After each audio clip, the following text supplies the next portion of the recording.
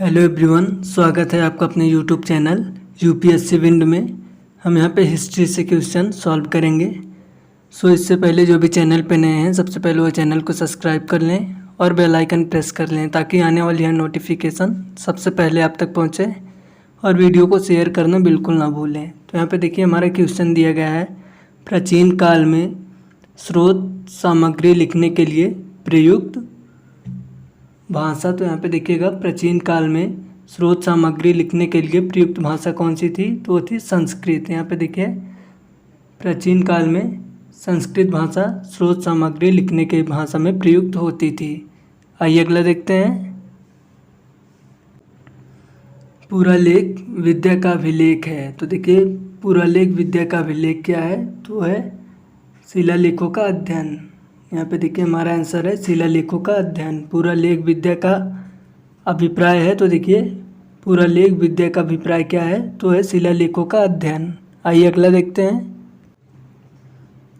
महापाषाण संस्कृति 500 ईस्वी पूर्व से 100 ईस्वी हमें दक्षिण भारत के उस ऐतिहासिक युग से परिचय कराती है जब महापाषाण काल में उपयोग में लाए जाते थे। तो यहाँ पे देखिएगा महापाषाण काल को उपयोग में किस में लाया जाता था, तो देखिए बड़े पत्थरों से घिरी गई समाधियाँ, यानी कि बड़े पत्थरों से घेरी गई कब्रें।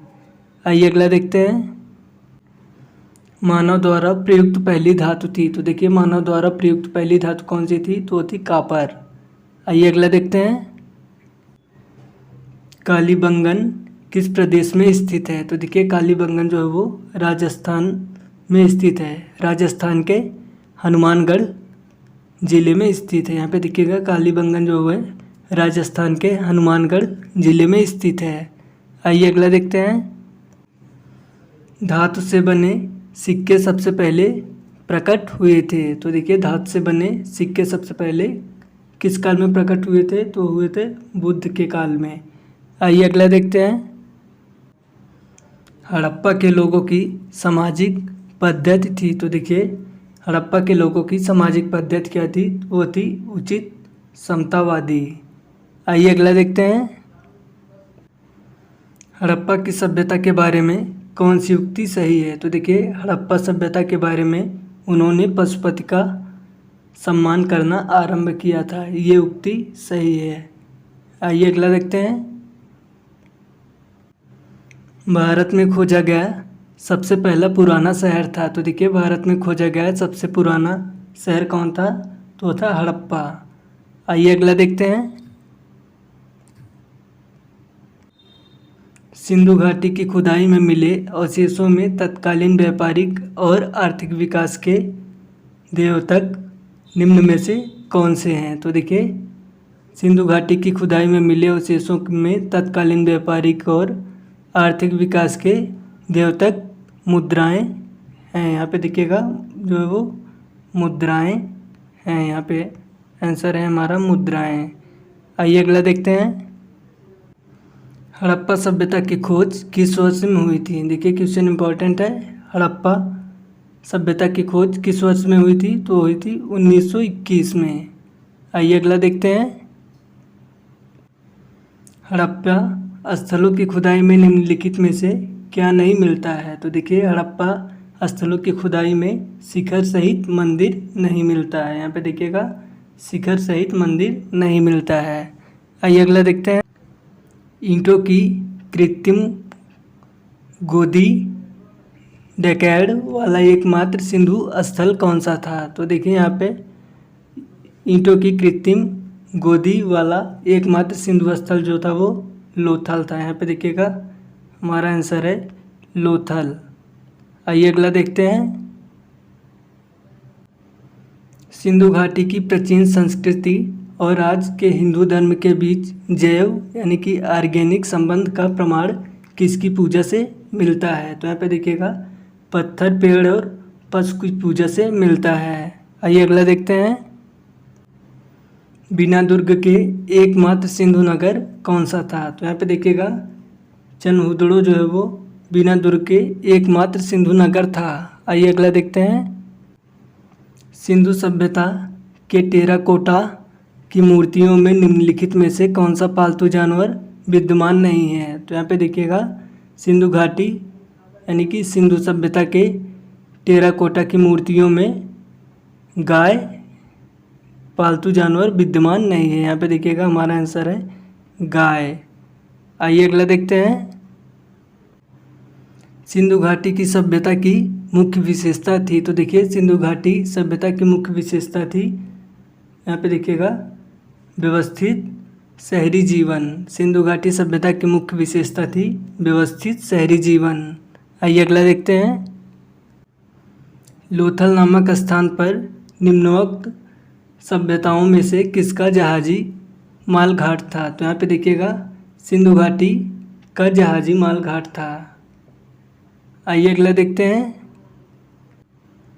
देवी माता की पूजा संबंधित थी। तो देखिए देवी माता की पूजा किससे संबंधित थी, तो वो थी सिंधु घाटी सभ्यता के साथ। आइए अगला देखते हैं। सिंधु घाटी सभ्यता के लोग प्रायः अपने मकान बनाते थे। तो देखिए सिंधु घाटी सभ्यता के लोग अपना मकान किससे बनाते थे, तो वो बनाते थे पक्की ईंटों से। आइए अगला देखते हैं। मोहनजोदड़ो में सबसे बड़ा भवन कौन सा था। तो देखिए मोहनजोदड़ो में सबसे बड़ा भवन जो था वो धन्यागार था। आइए अगला देखते हैं। सिंधु घाटी सभ्यता की प्रमुख विशेषता थी। तो देखिए सिंधु घाटी सभ्यता की प्रमुख विशेषता क्या थी, तो वो थी नगर सभ्यता। आइए अगला देखते हैं। सिंधु घाटी सभ्यता का पतन नगर यानी कि बंदरगाह कौन सा है। तो यहाँ पे देखिएगा सिंधु घाटी सभ्यता का पतन नगर लोथल है।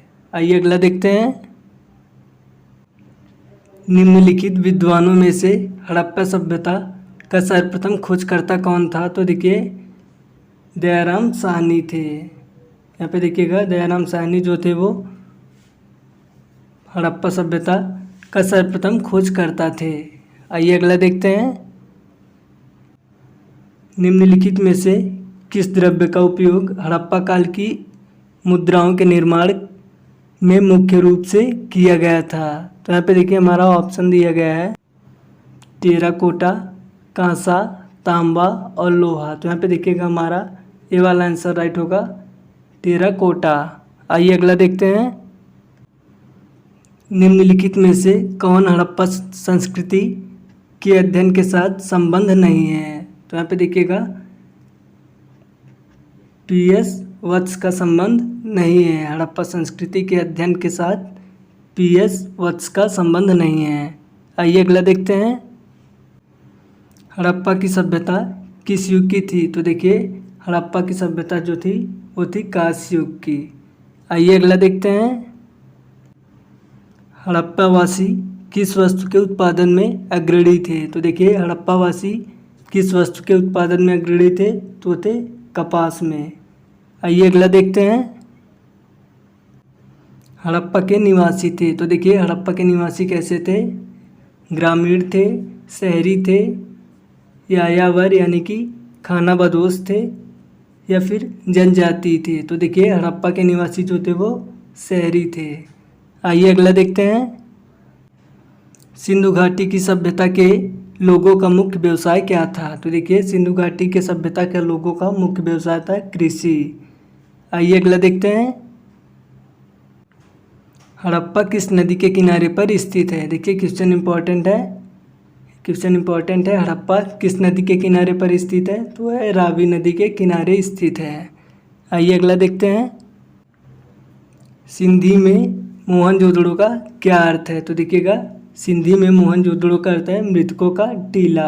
यहाँ पे देखिए सिंधी में मोहनजोदड़ो का अर्थ है मृतकों का टीला, यानी कि सिंधी में मोहनजोदड़ो को मृतकों का टीला कहा जाता है। आइए अगला देखते हैं। किस जिले में मोहनजोदड़ो स्थित है। तो यहाँ पे देखिए मोहनजोदड़ो जो है वो लरकाना जिले में स्थित है। आइए अगला देखते हैं। किस स्थान पर हड़प्पन समय के रथ की एक प्रतिमा प्राप्त हुई थी। तो यहाँ पे देखिएगा दहमाबाद में हड़प्पन समय के एक रथ की प्रतिमा प्राप्त हुई थी। आइए अगला देखते हैं। निम्नलिखित में से वह दस्तकारी कौन सी है जो आय द्वारा व्यवहार में नहीं लाई गई थी। तो यहाँ पे देखिएगा लुहारगिरी जो है, यानी कि लुहार जो है वो दस्तकारी, लुहार वो दस्तकारी था जो आय द्वारा व्यवहार में नहीं लाया गया था। आइए अगला देखते हैं। निम्नलिखित में से किस वेद में प्राचीन वैदिक युग की सभ्यता के बारे में सूचना दी गई है? तो यहाँ पे देखिएगा हमारा ऑप्शन है ऋग्वेद, यजुर्वेद, अथर्ववेद और सामवेद। तो यहाँ पे देखिएगा हमारा आंसर होगा ऋग्वेद। आइए अगला देखते हैं। निम्नलिखित में से कौन सा प्राचीन भारतीय नगर 3 विद्वान संतों कपिल, गार्गी और मैत्रेय का घर था? तो यहाँ पे देखिएगा मिथिला जो है वो 3 विद्वान यानी कि संतों कपिल, गार्गी और मैत्रेय का घर था। यहाँ पे देखिएगा मिथिला, हमारा आंसर होगा मिथिला। आइए अगला देखते हैं। भारतीय शासन के प्रतीक ये शब्द सत्यमेव जयते निम्नलिखित किस ग्रंथ से लिए गए हैं? तो यहाँ पे देखिएगा सत्यमेव जयते जो है वो उपनिषद मंडोकपनिषद से लिया गया है। आइए अगला देखते हैं। क्वेश्चन देखिएगा इंपॉर्टेंट है ये। आइए अगला देखते हैं। वेद शब्द का अर्थ है। देखिएगा क्वेश्चन को, वेद शब्द का अर्थ है। तो देखिए वेद शब्द का क्या अर्थ है? तो वेद शब्द का अर्थ है ज्ञान। यहाँ पे देखिएगा वेद शब्द का अर्थ होता है ज्ञान। आइए अगला देखते हैं। वेदों को माना जाता है। तो देखिएगा वेदों को क्या माना जाता है? तो वेदों को श्रुति माना जाता है। आइए अगला देखते हैं। भारत में वर्ण व्यवस्था किस लिए बनाई गई थी? तो देखिए भारत में वर्ण व्यवस्था जो है वो व्यावसायिक श्रम विभाजन के लिए बनाई गई थी। यहाँ पे देखिएगा हमारा आंसर व्यावसायिक श्रम विभाजन के लिए बनाई गई थी। आइए अगला देखते हैं। वैदिक लोगों द्वारा किस धातु का प्रयोग पहले किया गया था? तो यहाँ पे देखिएगा तांबा जो है वो वैदिक लोगों के द्वारा सर्वप्रथम प्रयोग किया गया था। यहाँ पे देखिएगा तांबा जो है वो वैदिक लोगों के द्वारा पहले प्रयोग किया गया था।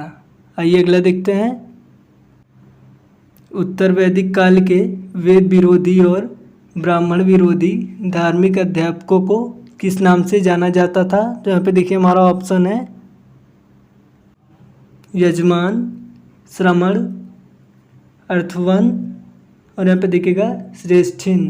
तो यहाँ पे देखिएगा हमारा आंसर होगा श्रमण। आइए अगला देखते हैं। भारतीय संगीत का उद्गम किसमें खोजा जा सकता है? तो देखिएगा भारतीय संगीत का उद्गम जो वो सामवेद की संहिता में खोजा जा सकता है।